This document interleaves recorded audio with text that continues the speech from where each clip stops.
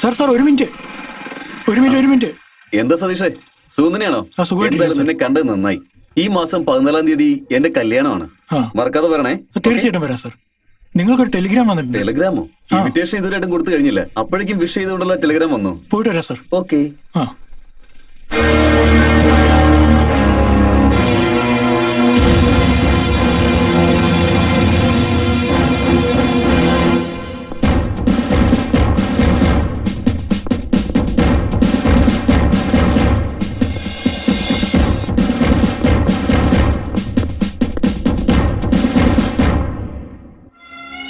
മോനെ, നീ എന്താ ഇപ്പൊ ഇങ്ങനെ പറയുന്നത്? വെഡിങ് ഇൻവിറ്റേഷൻ നാടെല്ലാം കൊടുത്തു കഴിഞ്ഞല്ലോ. കല്യാണ തീയതിയും അടുത്തെത്തി. ഇപ്പൊ നീ കാർഗിൽ വാറിലേക്ക് പോകുന്നു പറഞ്ഞ പോയേ പറ്റുവച്ച. നിനക്കെന്താ ഭ്രാന്താണോ? ഞാൻ നിന്നെ ഈ വീട്ടിൽ നിന്നും പുറത്തേക്ക് വിടില്ല. പെണ്ണു വീട്ടുകാർ ചോദിച്ചാ ഞാൻ എന്തുത്തരം പറയാ? സൂര്യ,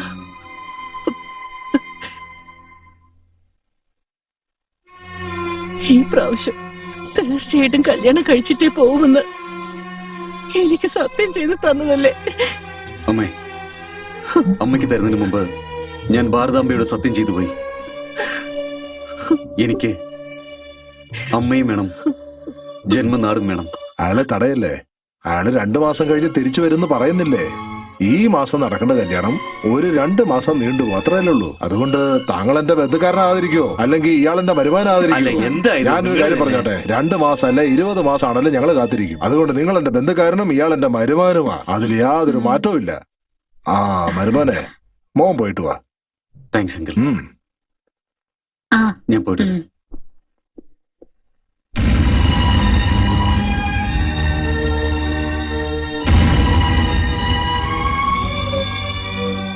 നോക്ക്, അവരെ സംബന്ധിച്ചിടത്തോളം നമ്മുടെ രണ്ടുപേരും കല്യാണം കഴിഞ്ഞിട്ടില്ല. പക്ഷെ എന്നെ സംബന്ധിച്ചിടത്തോളം നിന്നെ ആദ്യം കണ്ടപ്പോ തന്നെ നമ്മുടെ രണ്ടുപേരുടെയും കല്യാണം കഴിഞ്ഞു. ഏയ്, എന്താ ഇത്? ഒരു മിലിറ്ററിക്കാരന്റെ ഭാര്യയുടെ കണ്ണിൽ കണ്ണീരോ? നീയാണ് ധൈര്യമായിട്ട് പറഞ്ഞു വിടേണ്ടത്. കാരണം നിന്റെ പ്രണയമാണ് എന്റെ ശക്തി. ഞാൻ പോയിട്ട് വരാം. സ്റ്റേഷൻ വരെ ഞാൻ നിങ്ങളുടെ കൂടെ വന്നോട്ടെ. നിങ്ങൾ സ്റ്റേഷനിലേക്ക് പോകുമ്പോ എനിക്ക് നിങ്ങളോടൊരു കാര്യം പറയണം.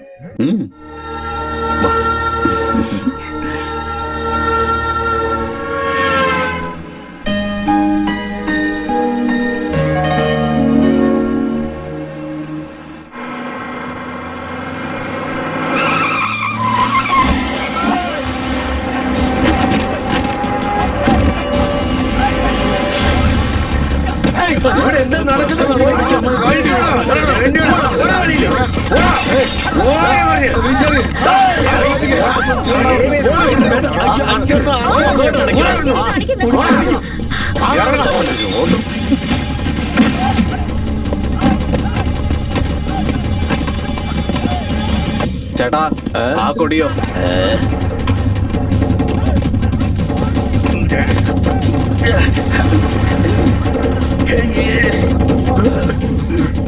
അല്ല, വേണ്ട വേണ്ട വേണ്ട വേണ്ട പറയാ, വേണ്ട.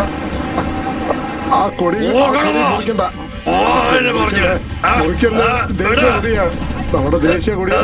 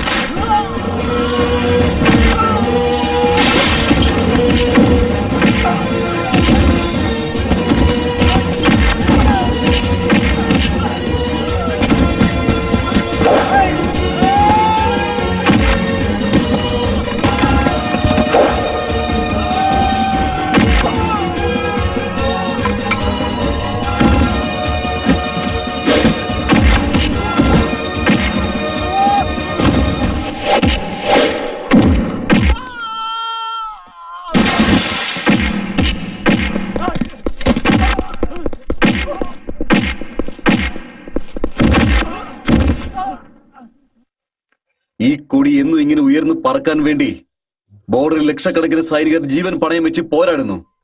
അങ്ങനെ സംരക്ഷിക്കുന്ന ഒരു കൊടി ഏതോ ഒരു തെരുവുനായ ചത്തെന്നും പറഞ്ഞ് താഴ്ത്താൻ നോക്കുകയാണോ? ഏയ്, അമ്മയും കുഞ്ഞും തമ്മിലുള്ള ബന്ധം ഉടലെടുക്കുന്നത് പൊക്കൽക്കൊടിയിലൂടെയാണ്. കാശ്മീരിൽ നിന്ന് കന്യാകുമാരി വരെ നമ്മളെല്ലാവരും തലകുരിച്ച് ജയിക്കുന്നത് പറയുന്നത് ഈ കൊടിയുടെ മുന്നിലാണ്. കൊടുക്കണ സല്യൂട്ട്. Come on!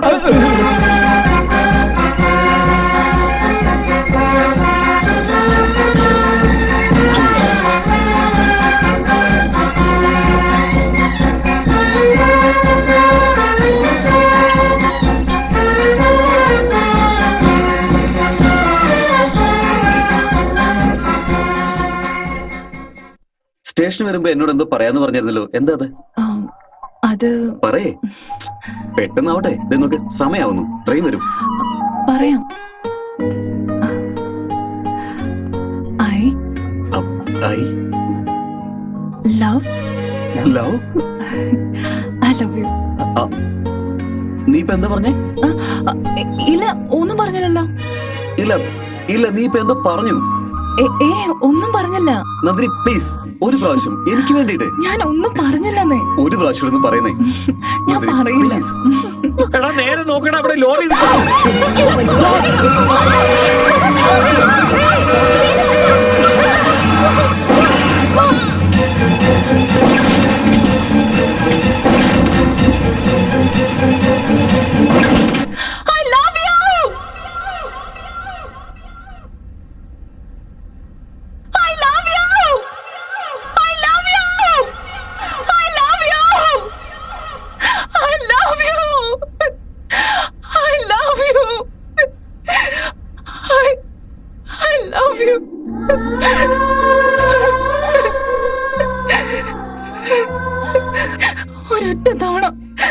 ഒരൊറ്റ തവണ ഐ ലവ് യു എന്ന് പറയാൻ അദ്ദേഹം ഒരുപാട് ചോദിച്ചു.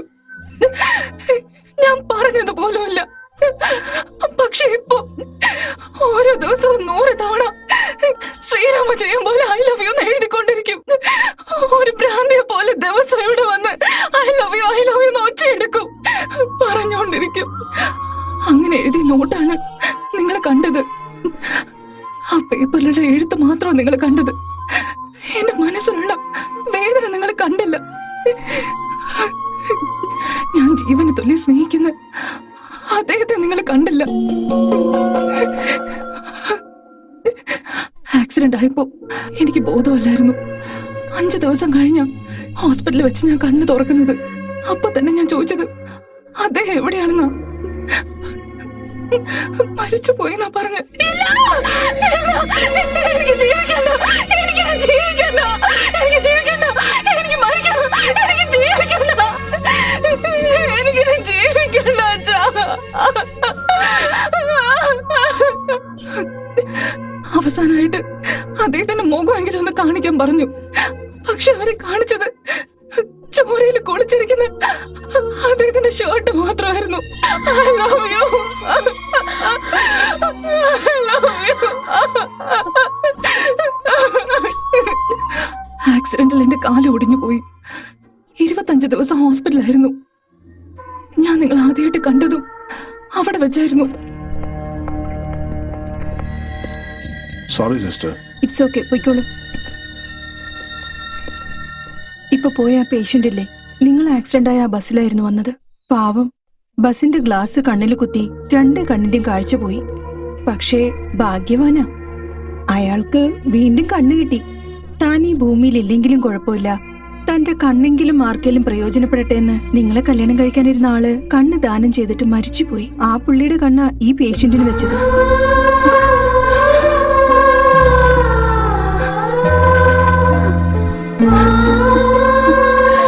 സിസ്റ്റർ, അദ്ദേഹത്തിന്റെ വാർഡിലേക്ക് എന്നെ കൊണ്ടുപോകും.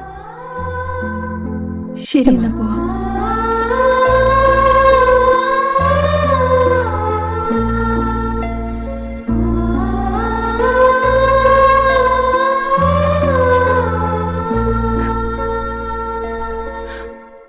അതിനുശേഷം ആ ബാൻഡേജ് നിങ്ങളുടെ കണ്ണിൽ എപ്പോ ഊരുന്ന് ദിവസം വന്ന് ഞാൻ കാത്തിരിക്കുമായിരുന്നു.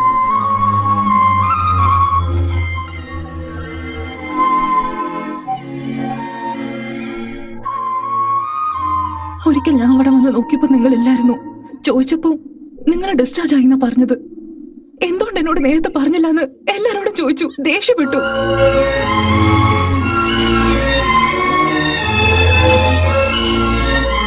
ഈ ലോകത്ത് എനിക്ക് ബാക്കിയുള്ളത് ഈ കണ്ണുകൾ മാത്രമാണെന്ന് അവർക്ക് ആർക്കും മനസ്സിലായില്ല. ഹോസ്പിറ്റലിൽ നിന്ന് വന്നതിന് ശേഷം അദ്ദേഹത്തിന്റെ ഓർമ്മയ്ക്കായി എനിക്ക് ബാക്കിയുള്ളത് ഞാൻ ചുമരിൽ ഒട്ടിച്ചു വെച്ച പട്ടത്തിലുണ്ടായിരുന്ന കണ്ണുകൾ മാത്രമായിരുന്നു. അത് കാണാൻ വേണ്ടി ഞാൻ വീട്ടിലേക്ക് ഓടി.